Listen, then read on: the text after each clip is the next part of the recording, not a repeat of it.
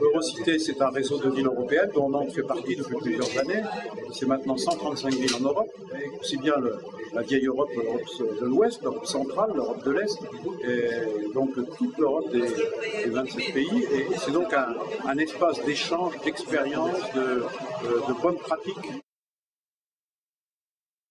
Copenhague doit être un sommet ambitieux, réussi et qui soit aussi l'occasion de reconnaître le rôle spécifique des villes dans la lutte contre le réchauffement climatique. Nous attendons que dans la déclaration finale de Copenhague soit mentionné explicitement le rôle des villes qui auront la capacité, plus que les États encore, à convaincre les citoyens, à les associer pour qu'ils soient eux-mêmes acteurs de cette nouvelle ère, de la mise en œuvre de ce nouveau modèle économique, social et environnemental.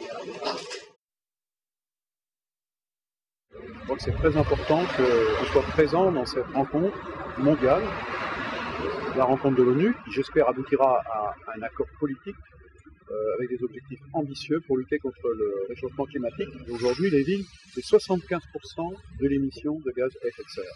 Donc c'est-à-dire qu'il faut absolument que les villes soient reconnues et qu'on les accompagne aussi dans leur action.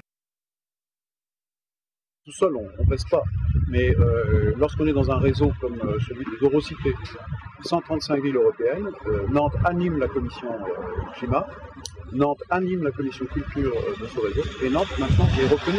Et ce réseau lui-même est reconnu par la Commission européenne, et de plus en plus un interlocuteur des gouvernements, et c'est lui qui a pu associer à notre appel à Stockholm lors de la dernière Assemblée générale l'association des maires américains. Ce qui est important, c'est d'agir à la fois localement, c'est ce que nous faisons à Nantes avec le traitement de climat, mais aussi être présent là où ça se discute, là où ça se débat, à niveau européen et mondial.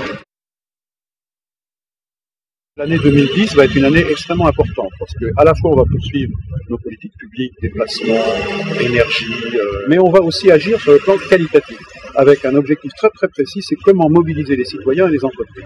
Et en 2010, nous allons mettre un atelier avec 150 familles qui pendant au moins un an vont travailler sur leurs pratiques pour essayer de les aider, les accompagner et de voir là où ça ne bouge pas et là où on peut faire mieux ensemble. Et puis tous les ans, une grande rencontre avec l'ensemble des acteurs, citoyens, associations, entreprises, sur notre action contre le réchauffement climatique. Notre objectif, c'est pas de contraindre, c'est de convaincre.